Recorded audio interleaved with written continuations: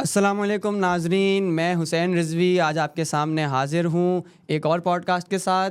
और आज जो है हम बात करने वाले हैं सोलर एनर्जी और basically renewable energy, solar energy और उसकी बढ़ती हुई मकबूलियत और इसकी जो तेज़ी से बढ़ती हुई अडॉप्शन है हमारे मुल्क पाकिस्तान के अंदर, इसके बारे में हम बात करेंगे। और इस मौजू के ऊपर बात करने के लिए आज हमारे साथ जो है वो इंजीनियर अबू बकर इस्माइल साहब मौजूद हैं। अस्सलाम वालेकुम अबू बकर साहब, ठीक ठाक हैं? वालेकुम सलाम जी, बिल्कुल ठीक। आज जो है वो ये टॉपिक हमने चूज़ किया है कि सोलर एनर्जी जो है बेसिकली ये जो है वो तेज़ी से जो है वो हम देख रहे हैं कि इसका रुझान बढ़ रहा है लोगों के अंदर। लोग इसके बारे में जो है वो जानना चाहते हैं, इसको इस्तेमाल करना चाहते हैं, लेकिन साथ ही साथ कन्फ्यूजन्स भी हैं। आहिस्ता आहिस्ता जो है वो ये बढ़ रहा है बेसिकली। तो इसकी जो बढ़ती हुई मकबूलियत है, इसके बारे में आपका क्या ख़्याल है कि ऐसे कौन से अवामिल हैं, ऐसे कौन से फैक्टर्स हैं जो कि इसकी बढ़ती हुई मकबूलियत के अंदर किरदार अदा कर रहे हैं हमारे मुल्क के अंदर? ये टॉपिक रिन्यूएबल का क्लोज टू माय हार्ट, बहुत इम्पॉर्टेंट टॉपिक है और आज के लिहाज से मेरा ख्याल है तो जो दो फैक्टर, अगर कोई भी टेक्नोलॉजी की हम जनरल बात करें तो उस टेक्नोलॉजी की मैच्योरिटी और कॉस्ट एक one of the major factor है, जो कि आज हम देख रहे हैं कि अगर आज से 10 साल पहले मैं सोलर लेने जाता था तो उसकी प्राइस क्या होती थी और आज की प्राइस क्या है। तो एक तो ये इंपॉर्टेंट फैक्टर है कि आपके पास प्राइस रिडक्शन हो रही है और टेक्नोलॉजी जैसे जैसे मैच्योर हुई है तो आपकी उसकी इकोनॉमीज ऑफ स्केल और टेक्नोलॉजी के साथ अब आप उसके कॉस्ट, आप उसको एक आम बंदे को फील नहीं हो रहा कि यार ये बहुत सस्ता है। इसका एक रिवर्स एंगल कि आप बिजली यूज़ करते हैं वापडा से, केई से, डिस्कोज से, उसकी प्राइस बहुत ऊपर जा रही है, तो वो जो डेल्टा ऑफ सेविंग है वो आपको नज़र आ रहा है कि यार वो बहुत ज़्यादा है। तो ये दो, मेरा ख्याल है कि एक आम, अगर मैं पाकिस्तान की सिर्फ बात करूं और एक आम बंदे के लिए बात करूं, तो ये दो बहुत इंपॉर्टेंट फैक्टर हैं कि जो टेक्नोलॉजी आप यूज़ करने जा रहे हैं वो बहुत सस्ती हो गई है और जिस चीज़ से मुझे सेविंग क्रिएट करनी है उसकी प्राइस बहुत हाई हो गई है। सो आई नो कि यार ये मुझे 1.5 से 2 साल में, 3 साल में इसका पे बैक मिल जाएगा। और एक और फैक्टर जो पाकिस्तान में है वो ये कि रिमोट एरियाज़ में हमारे पास बिजली होती नहीं है, ग्रिड है नहीं, या अल्टरनेटिवली वहाँ अगर है भी तो लोड शेडिंग बहुत ज़्यादा होती है, दिन में आधा आधा दिन लाइट नहीं होती। तो उन लोगों के लिए एक बहुत अट्रैक्शन है कि आप जो है एक छोटा सा सोलर सेटअप लगाएं और आप इजीली जो है वो इसको रन आउट कर लें। एक सवाल ये पैदा होता है कि लोगों को जो है ना इसकी अवेयरनेस थोड़ी कम है अभी, तो इसके अंदर किस किस तरह की अरेंजमेंट्स हैं? हमें आप इस बारे में बताएं कि इसमें किस तरह की अरेंजमेंट्स मौजूद हैं। कुछ मैंने सुना है कि जो है वो बैटरी के साथ सिस्टम जो है वो इंस्टॉल होता है, कोई सिस्टम जो है वो बग़ैर बैटरी के भी इंस्टॉल होता है। तो किस तरह किस किस टाइप की जो है वो अरेंजमेंट्स मौजूद हैं जो कि लोग इस्तेमाल कर सकते हैं अपना लाइफ स्टाइल बेहतर करने के लिए या अपनी सेविंग्स करने के लिए बेसिकली? देखें, अवेयरनेस वाइज तो मैं कहूँगा कि आज शायद इतना मसला नहीं है। बहुत ज़्यादा लोगों को जो है वो इस बारे में पता चल चुका है। Even I know the remotes villages and you can go up to the north, तो वहाँ पे भी लोग 1 से 2 प्लेट्स लगा के उसको यूज़ कर रहे हैं। क्वेश्चन ये आता है कि ये कन्फ्यूजन ज़रूर होती है कि यार मेरे लिए राइट चॉइस क्या है, मतलब देयर आर अल्टरनेट ऑप्शंस। तो उसके अंदर आपके पास सबसे पहले तो ये समझें कि मतलब थोड़ा सा टेक्निकल, अगर हर एक को नहीं पता, कि वी नो कि यार इलेक्ट्रिसिटी हैव 2 टाइप्स, एक AC और एक DC। तो जो आपके पास घरों में आप नॉर्मल बिजली यूज़ कर रहे हैं that is alternating current AC, और लेकिन जो पैनल से बिजली प्रोड्यूस होगी that is direct current DC। तो यू हैव 2 पॉसिबिलिटीज़। अगर तो आप रिमोट पे हैं, आप विलेज में हैं और जहाँ पे बिजली नहीं आती, सो इट्स गुड कि आप एक छोटा सा सेटअप लें जो कि मार्केट में अवेलेबल है, 1 से 2 प्लेट्स। उसमें आपको वो सिर्फ DC के ऊपर उसके DC फैंस, DC लाइट्स और एक बैटरी फॉर द नाइट, कि वो बैकअप आपका क्रिएट हो जाए। वो एक छोटा सेटअप मिलेगा, सस्ता मिलेगा and you can use as a portable.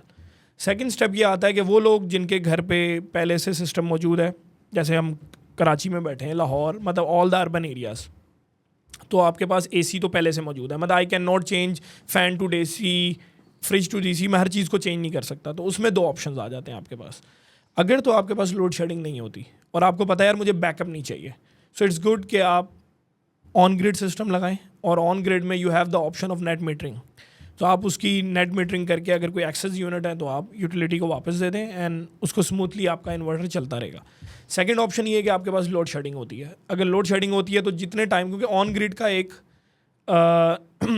जो है वो नेगेटिव साइड ये है कि जैसे ही अगर यूटिलिटी की बिजली चली गई तो आपका इन्वर्टर ऑफ हो जाएगा, because inverter need some basic input, either battery, either utility और एनीथिंग.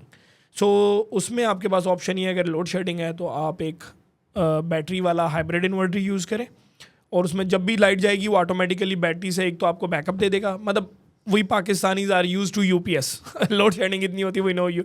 सो उसमें एक यूपीएस की तरह का एक फंक्शन है, वो आपको बैकअप भी चलाएगा, और उसके अलावा जब नॉर्मल चल रहा होगा तो यूटिलिटी पे होगा. तो these are the simple technologies. अगर हम पॉलिसी के हवाले से बात करना चाहें अब, तो पॉलिसी लेवल के ऊपर रूल्स एंड रेगुलेशंस जो मौजूद हैं, हमारी जो पॉलिसीज़ बनी हैं या बन रही हैं, उनके हवाले से ये पॉलिसीज़ किस हद तक जो हैं वो फ़ायदेमंद हैं सोलर की वाइड स्प्रेड एडॉप्शन के लिए? ये उसको फ़ायदा पहुंचा रही हैं, या फिर पॉलिसीज़ के अंदर कोई कमी है जो कि हिंड्रेंस पैदा कर रही है, लोगों के लिए थोड़ी सी मुश्किल पैदा कर रही है? अच्छा, अभी जब तक की जो पॉलिसीज़ पाकिस्तान में बनी हैं वो ओवरऑल तो वैसे फेवरेबल हैं. मतलब उसमें अब कल से एक न्यूज़ अलग है, उस पर हम बाद में बात करते हैं. बट एक आपके पास सबसे पहले पॉलिसी क्या है कि जो इक्विपमेंट्स हैं उस पर आपने ज़ीरो ड्यूटी कर दी, मतलब like zero tax. You can import panels, you can import inverters at 0% of duty और टैक्स रेट्स. तो ये पहली फेवरेबल पॉलिसी है. इसमें अलबत्ता एक चीज़ में हम पाकिस्तान पीछे कि आपने लोकल अडॉप्शन ना कर सके, आप लोकल मैन्युफैक्चरिंग ऑफ पैनल्स वो हम शायद किसी भी सेक्टर में बमुश्किल ही कर सकें. तो लेकिन ये कि पहली फेवरेबल. सेकंड ये कि आपने जो ऑप्शन आपके पास था कि ऑन ग्रिड के लिए, तो उसमें आपने नेट मीटरिंग पॉलिसी दी. थर्ड ये कि आपने मतलब उसको आप अचीव उतना कर सके या नहीं, लेकिन जो आपकी रिन्यूएबल पॉलिसीज़ हैं, पहले 2006 की थी, अब 2019 की है, उसमें गवर्नमेंट लेवल पे यू हैव पुश कि हमें 30% का शेयर लेके आना है पाकिस्तान में. तो वो ओवरऑल आपके पास वो एक पुश ऐसा है कि जो कि इंडिविजुअल का भी कंट्रीब्यूशन आ रहा है उसमें, और ग्रिड लेवल पे भी कंट्रीब्यूशन आ रहा है. तो ब्रॉडली वो ठीक है. और लेकिन उसमें ये होता है पाकिस्तान के अंदर जो इशू हमेशा से रहा है वो ये कि कंसिस्टेंसी ऑफ पॉलिसीज़ का थोड़ा सा इशू है इन एवरी सेक्टर. तो उसमें 1-1.5 साल पहले भी एक गुफ्तगू काफ़ी ज़्यादा चली है कि नेट मीटरिंग के रेट्स चेंज कर देंगे, और कल से भी दोबारा से एक हॉट टॉपिक चल रहा है. उसके खैर सर्टेन टेक्निकल एस्पेक्ट्स भी हैं, बट ये कि उसकी वजह से अगर वो चीज़ें चेंज होती हैं तो वो फिर इसके नेगेटिव की तरफ जाएंगी. बट ओवरऑल टिल येट जो इतनी ज़्यादा अडॉप्शन हो रही है, अभी तक पाकिस्तान में फेवरेबल पॉलिसी है. अच्छा, हमने अभी बात की कि पॉलिसीज़ जो हैं वो ओवरऑल ऑन एक, जब अगर हम एक ब्रॉडर इसके उससे लेंस से देखें तो ओवरऑल फेवरेबल हैं हमारे लिए. तो इन पॉलिसीज़ के फेवरेबल होने के साथ साथ जो है वो फिर इसकी यकीनन जब पॉलिसीज़ फेवरेबल हैं तो जो इसकी अडॉप्शन है वो बढ़ेगी. ठीक है ना, लोग आहिस्ता आहिस्ता मज़ीद, और जो नहीं समझ रहे वो भी समझेंगे, इसकी अडॉप्शन को मज़ीद जो है वो फ़रोग़ मिलेगा. तो इसकी जो अडॉप्शन है, अब अगर हम इसकी लोगों के हवाले से बात करें, अभी कंज्यूमर्स के हवाले से, तो जो आम आवाम है पाकिस्तान की, कराची की, मुख्तलिफ़ शहरों की, तो इनके लिए इस एडॉप्शन से, इस नई टेक्नोलॉजी के मुल्क के अंदर आने से, इसके जो है वो फैलने से आम लोगों के लिए जो है वो किस तरह के फ़वाइद हैं? इकनॉमिकली बात कर रहा हूँ, इनकी जॉब मार्केट्स हैं, इनके लिए जो है वो मज़ीद रोज़गार के मौक़े हैं, और जो हमारी लोकल इकॉनमी है, जो हमारे बिज़नेस कम्युनिटी है, इन लोगों के लिए इसके अंदर किस तरह के जो है वो फ़वाइद जो है वो हमें देखने को मिलेंगे? फ़वाइद ऑलरेडी नज़र आ रहे हैं, मतलब मिलने से पहले ही. ऑब्वियसली एक पूरी मार्केट है. अगर आप इंटरनेशनल स्टडीज़ भी, मतलब सर्टेन रिपोर्ट्स हैं कि रिन्यूएबल इटसेल्फ जो है एक बहुत बड़ी जॉब मार्केट है, और आपकी नेक्स्ट स्किल्स जो है ना वो यहीं पे काम आएंगी. तो पाकिस्तान के अंदर भी आपके पास एक बहुत ज़री एक नीच क्रिएट हो गई है कि मतलब you know how to install solar, you know कि यार उसकी सेटिंग्स कैसे करनी है वगैरह वगैरह. तो बहुत से वेंडर्स, अगर आप सिर्फ सोलर कंपनीज देख लें तो there are hundreds of companies जो कि इस टाइम सोलर पे काम कर रही हैं. मतलब देयर आर डिफरेंट के जो कुछ सिर्फ रेजिडेंशियल को टारगेट कर रही हैं, कुछ मिड लेवल, और कुछ बहुत ही बड़े लेवल के, मतलब इंडस्ट्रीज़ में 10 मेगावाट्स ऐसे बड़े लेवल पे टैग करती हैं. तो जो वो मैन पावर है वो बिल्कुल नई, इसकी वजह से जॉब्स क्रिएट हुई हैं. क्योंकि आपको इसकी फॉर एग्जांपल इसमें डिफरेंट डिपार्टमेंट्स हैं, डिज़ाइन है, तो अगर आप बड़े लेवल पे काम करें अदर दैन रेजिडेंशियल, तो आप प्रॉपर डिज़ाइनिंग होती है, तो डिज़ाइन के इटसेल्फ एक एक्सपर्टीज़ है. उसके आपको डिज़ाइन के एक्सपर्ट्स मिलेंगे कि यार हमें वो बंदा चाहिए जिसको सोलर डिज़ाइन का एक्सपर्ट होना चाहिए. इसी तरह फिर इसकी इंस्टॉलेशन के एक्सपर्ट्स, फिर इसके मेंटेनेंस के एक्सपर्ट्स. तो एक बिल्कुल मार्केट क्रिएट हुई है, पहली चीज़. दूसरी ये कि जो मुख्तलिफ ट्रेडर्स से, इवन जो बहुत से ट्रेडर्स, बहुत से बिजनेसेस पाकिस्तान में इफेक्ट हो रहे थे और वो कोई और चीज़ की trading, so they have started trading of solar equipments. तो वहाँ पे लोगों को एक और ऑप्शन क्रिएट हुआ कि यार इसके ऊपर भी हम ट्रेडिंग कर सकते हैं, क्योंकि बेसिकली ट्रेडिंग का बिजनेस है, यू आर नॉट मैन्युफैक्चरिंग यार. तो बिल्कुल. और फिर अगर मैं कम्युनिटी की बात करूँ और जॉब्स की, तो अगर स्पेशली आप IPPs वगैरह की बात करें, और एक एग्जांपल जैसे अगर आप घारों की तरफ चले जाएं तो विंड में भी ऐसा ही है, सोलर में भी, कि वहाँ पे लोकल कम्युनिटीज़ पे आपने 50 मेगावाट का रिमोट जगहों पे लगाया आपने, तो वहाँ पे बहुत सी जॉब्स लोकल के लिए क्रिएट हुई. Similarly, I can give the example of Amreli Steels as well, that we have 7 megawatt of in-house. So 7 megawatt के लिए जितनी भी मतलब जो सिर्फ उसके इंजीनियर एक है वो सिर्फ कराची से जाता है, बाकी पूरी उसके technicians locally trained of Dhabeji. We have all the laborers that are cleaning of Dhabeji, so they have the opportunity कि यार उनके लिए एक जॉब क्रिएट होगी और लर्निंग. तो ये सारे पॉजिटिव एस्पेक्ट्स हैं इसके. ओके अच्छा, अब जब अमरेली स्टील की बात हो गई तो हम इंडस्ट्री के ऊपर आ ही गए हैं. तो अब जो है वो मेरा ख्याल है कि कंज्यूमर्स के हवाले से तो जो है वो चीज़ें समझ में आ रही हैं. इंडस्ट्री के हवाले से अगर बात करें तो जो सोलर की अडॉप्शन है, क्योंकि ये तो मतलब ये एक फैक्ट है, मकसद है कि बात जो है हमें जिस तरह समझ में आती है वो ये है कि इंडस्ट्रीज़ की जो पावर की कंजम्पशन है वो कई ज़्यादा है और उसका जो फुटप्रिंट है वो कई ज़्यादा होता है रेजिडेंशियल या लोकल कंज्यूमर के मुकाबले में. तो जो इंडस्ट्रीज़ हैं इनका रिन्यूएबल एनर्जी की तरफ जो शिफ्ट है उसको जो है वो आप किस तरह से देखते हैं? ये हो रहा है या जिस तरह से हमें नज़र आता है कि नहीं हो रहा? मतलब अगर हम जो आम बंदे का परसेप्शन है ना वो ये है कि इंडस्ट्री तो वही तेल और कोयला या फिर जो है वो गैस का इस्तेमाल कर रही है बिजली पैदा करने के लिए, और उससे तो कार्बन फुटप्रिंट उसी तरह का है. तो इस हवाले से जो है वो आपका क्या पर्सपेक्टिव है, आपका क्या? ऐसा नहीं है, बहुत ज़्यादा अडॉप्ट कर रही है इंडस्ट्री. उसमें मैं पॉलिसी में एक चीज़ शायद मिस कर गया था मैं पीछे, वो ये कि स्टेट बैंक ऑफ पाकिस्तान की एक 6% इंटरेस्ट की एक पॉलिसी भी थी कि आपके जो रिन्यूएबल है नॉर्मली यू नो कि हमें काइबोर प्लस स्प्रेड पे मिलता है, तो उसके लिए आजकल वो पॉलिसी इतनी एप्लीकेबल नहीं है, मतलब इतने फंड्स नहीं है, बट पिछले 3-4 सालों में मतलब उससे पहले से है तो बहुत ज़्यादा उस पर फंडिंग इंडस्ट्री ने भी ली. तो 6% पे सोलर अडॉप्शन बहुत ज़्यादा हुई है. एक ये पॉलिसी थी फेवरेबल, लेकिन अदर देन दैट इंडस्ट्री के ऊपर कस्टमर पुश भी है. एंड दे नो कि यार मेरे जो स्पेशली द एक्सपोर्टर्स एक पुश आपके पास कस्टमर से आ रहा है कि यार आपने कार्बन फुटप्रिंट लो करना है. यू नो कि हम we are shifting towards sustainability. उसमें जो one of the important factor वो एनवायरनमेंट है और GHG एमिशंस का फुटप्रिंट है. तो एक वो पुश है. सेकंड ये कि अगर वो पुश ना भी हो तो आज की इकनॉमिक्स आपको खुद ब खुद कह रही है सोलर पे चले जाओ, क्योंकि जो यूनिट आप गैस जनरेटर से पैदा कर रहे हैं, जो यूनिट आप डीजल जनरेटर से पैदा, even you are purchasing from grid, solar is less expensive और चीपर देन दैट. तो मैं एज अ बिजनेस मैन या कोई भी आप क्या देखते हो, रिटर्न ऑन इन्वेस्टमेंट, बिल्कुल ऐसे आप पे बैक पीरियड, तो वो सब इतना फेवरेबल है कि you automatically you are investing on solar. So आज की इंडस्ट्री बहुत ज़्यादा शिफ्ट हो रही है और बहुत ज़्यादा सोलर के ऊपर काम. सही है. अच्छा, इंडस्ट्री के बारे में ये एक नई बात मुझे पता चली, मतलब मेरा परसेप्शन ये नहीं था कि इंडस्ट्री शिफ्ट कर रही है या नहीं कर रही है. आप इंडस्ट्री के आदमी हैं, आप ज़्यादा बेहतर जानते हैं, जाहिर है. अच्छा, इसी के साथ इंडस्ट्री की बात कर रहे हैं हम, तो हम एक बहुत बड़ी कंपनी है हमारे शहर में जो कि हम तमाम लोगों को जो है वो उससे अक्सर परेशानी रहती है कि इलेक्ट्रिक की बात कर रहा हूँ. तो कि इलेक्ट्रिक के हवाले से जो है ना वो हमें मुख्तलिफ बातें सुनने में आती हैं कि इलेक्ट्रिक जो है वो कोयले से बिजली पैदा कर रहा है, कि इलेक्ट्रिक जो है वो डर्टी फ्यूल के ऊपर ही रहना चाहता है. वो जो हमें ऐसा लगता है कि इलेक्ट्रिक जो है ना वो रिन्यूएबल एनर्जी पे शिफ्ट करने को जो है ना वो इग्नोर कर रहा है बेसिकली. हालांकि उनकी पॉलिसीज़ में और उनकी रिपोर्ट्स में भी ये बात जो है वो उन्होंने क्लेम की है कि हम सर्टेन परसेंटेज, मुझे एग्जैक्टली याद नहीं कि हम शिफ्ट कर लेंगे 2025 तक, 2030 तक, लेकिन वो हमें नज़र नहीं आता. तो के इलेक्ट्रिक का के हवाले से आपकी क्या राय है इस हवाले से, और हम किस तरह से जो है वो एक बड़ी कंपनी है, इसका बहुत बड़ा जो है वो फुटप्रिंट है, तो हम किस तरह से जो है वो इसको इंक्लूड करने की कोशिश कर सकते हैं, इनको हम किस तरह से रिन्यूएबल एनर्जी सोर्सेज की तरफ लेके आएँ? अच्छा, पहले तो मैं आपको थोड़ा सा केई का मिक्स बताता हूँ, क्योंकि लोकल कोल वो यूज़ नहीं कर रही. अच्छा, तो थोड़ा सा क्लैरिटी ये कि केई का इस टाइम जो जनरेशन मतलब जहाँ से वो ले रही है उसकी 3 रिसोर्सेज हैं. एक केई ऑन है कि केई के अपने पावर प्लांट जो केई की ऑनरशिप में, और वो सारे जो पावर प्लांट्स हैं वो मेजॉरिटी गैस के ऊपर हैं सारे. और अगर गैस अवेलेबल ना हो, मतलब गैस या RLNG कह लें, क्योंकि basically RLNG and gas molecule wise एक ही चीज़ है. तो BQPS 2, 3 they have KTGT, SGT, these are and one more plant 5.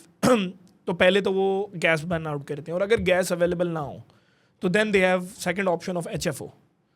अच्छा, ये एक केई की अपनी रिसोर्स है. सेकंड केई के पास जो रिसोर्स है वो ग्रिड है, national grid, that is supplying to all Pakistan, that is the basket. कि हमारे पास पाकिस्तान में क्या होता है कि we have hydel, we have nuclear, we have wind, we have HFO, everyone. Every input क्या होता है कि हमारे पास एक नेशनल ग्रिड में वो सारे इनपुट्स एक जगह आ जाते हैं, मतलब फॉर अ ले मैन पर्पज़, मतलब टेक्निकली इसमें बहुत सी डिटेल्स होंगी, तो आप उसकी एक बास्केट बना लेते हो कि फॉर एग्जांपल अगर 1000 मेगावाट है तो मे बी 100 न्यूक्लियर से आ रहे हैं, 100 हाइडल से आ रहे हैं, 100 विंड, तो दिस इज़ द बास्केट। और वो बास्केट जो है वो पूरे पाकिस्तान को फीड करती है, तो they have a certain share of every different nature. तो उस बास्केट में से कई भी तकरीबन 1100 मेगावाट लेती है, जो कि आगे जाके अभी इंक्रीज़ हो जाएगा। तो ये this is the second resource. Third resource जो कई की है वो IPPs हैं, जिस पे कई ने डायरेक्ट इंडिपेंडेंट पावर प्रोड्यूसर से ले रही है, जिसमें से 2 काफ़ी पुराने हैं, टपाल गुल अहमद जो कि HFO पे हैं, लेकिन वो अब उनके मतलब पहले एक्सपायर हो गए थे कॉन्ट्रैक्ट्स, और अभी उनको सिर्फ टेम्परेरी 2-3 ईयर्स का दिया है क्योंकि आगे शिफ्ट होने जा रही है मार्केट, दैट्स वाई। 2 IPPs कई के सोलर हैं, सो ऑलरेडी कई के बास्केट में डायरेक्टली 2 50-50 मेगावाट के सोलर्स हैं, जो कि one is Gharo and other is आवर्सन। So this is the current basket of KE. अब कई क्या कर रही है, बिल्कुल इस चीज़ पे तो हम कह सकते हैं कि यार कई ने डिले किया है अडॉप्शन को, बट उसमें एक इशू, मतलब देयर आर सर्टेन पॉइंट्स जो कई के एंड पे यकीनन उनकी लैगिंग्स होंगी, बट उसमें एक चीज़ ये है कि कई जो है उसको एक पुश है फ्रॉम द रेगुलेटर वाइज, कि मतलब कई कोई डिसीजन खुद नहीं ले सकता। मतलब ये कई अगर वो कई ये बोले कि यार मुझे विंड लगाना है, मुझे सोलर, तो he has to take approval of NEPRA. मतलब हर चीज़ में, not only KE, all the regulated sector of this electricity sector.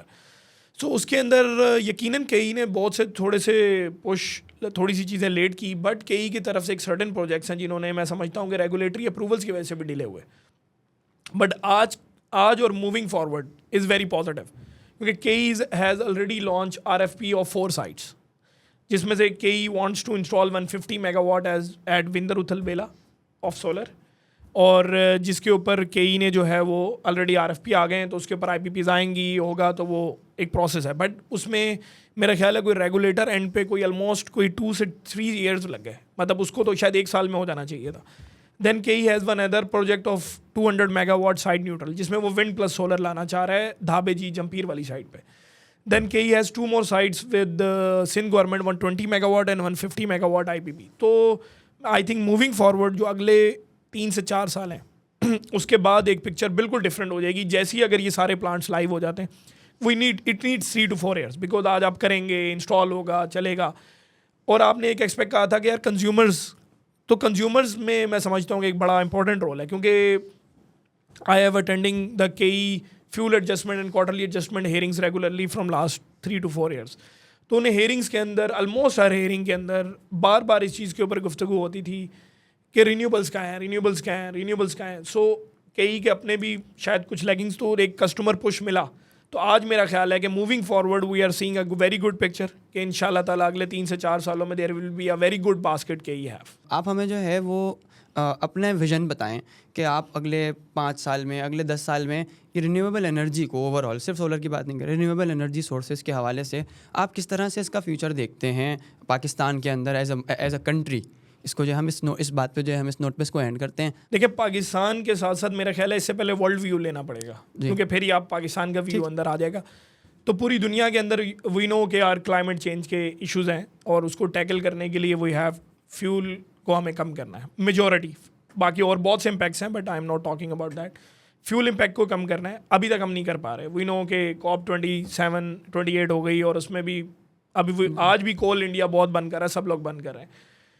So renewable की बहुत इंपॉर्टेंस है, टेक्नोलॉजीज़ बहुत मेच्योर हो गई हैं। सो अगर मैं पूरे वर्ल्ड को देखूं तो उनके टारगेट्स देखूं, एंड देन पाकिस्तान के भी NDC टारगेट्स देखूं, तो हम ये देख रहे हैं कि पाकिस्तान आगे रिन्यूएबल की तरफ अगले 5-7 सालों में हमें काफ़ी ज़्यादा मिक्स इम्प्रूव मिलेगा। सोलर और विंड दोनों की आपको मिक्स यहाँ पे काफ़ी ज़्यादा, और अभी ऑलरेडी हम ट्रांजिशन में, मतलब हाइड्रल आपके 3 से 4 बड़े हाइड्रल्स जो हैं इस टाइम अंडर कंस्ट्रक्शन है, डैम्स। उन 3 से 4 सालों में वो आपके पास ऑनलाइन आ जाते हैं, जैसे कई की बास्केट है, ये सारे सोलर ऑनलाइन आ जाते हैं। सो आई एम सीइंग कि ये जो 30% का जो एक टारगेट है हमारा, अगर मैं हाइडल को मिला लूँ तो वो मेरे ख्याल है हम ऑलमोस्ट 30 के बजाय 40 के आसपास जो है ना, हाइडल को मिलाने के बाद, hydel is also a clean energy. तो हम 40% का मिक्स क्रिएट कर लेंगे इंशाल्लाह इसके ऊपर। अच्छा जी, अबू बकर साहब, बहुत अच्छी जो है वो गुफ्तगू रही आपसे, और काफ़ी सारी जो हैं वो मिसअंडरस्टैंडिंग्स भी क्लियर हो गई, काफ़ी क्लैरिटी आ गई बात में, और जो है काफ़ी चीज़ें समझ में आई। आपका बहुत शुक्रिया वक्त निकालने का और हमारे साथ गुफ्तगू करने का, और हमारे नाजरीन का भी बहुत शुक्रिया हमें सुनने का और हमें देखने का। अंटिल नेक्स्ट टाइम, खुदा हाफिज़।